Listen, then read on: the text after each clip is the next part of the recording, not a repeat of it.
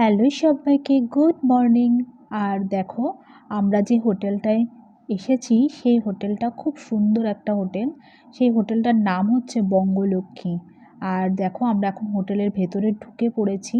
আর এখন লাগেজ নিয়ে আমাদের রুমে যাবে। আর তোমাদের দাদাভাই যে সমস্ত কাজগুলো থাকে সেগুলোকে কমপ্লিট করে তারপরে আমরা কিন্তু রুমে যাব।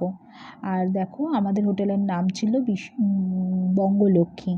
আর এখানে একটা সুন্দর গণেশের মূর্তি ছিল, এত সুন্দর লাগলো, কিন্তু খুব একটা ভালো বোঝা যাচ্ছে না ভিডিওতে।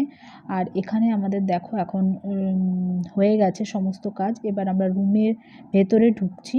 আর এখান দিয়ে এই স্পেসটা সম্পূর্ণ ওদের আলাদা। আর দেখো, আমিও ঢুকে পড়েছি এখন ঘরে। খুব টায়ার্ড লাগছে। এখন স্নান করব, তারপর খাওয়া দাওয়া করব। আমাদের রুমের এটাই হচ্ছে একটা বিশেষত্ব, এত সুন্দর ভিউটা, যেহেতু সি ফেসিং তো তার জন্য আরও সুন্দর লাগছিল, ভীষণ সুন্দর লাগছিল আমাদের রুমটা।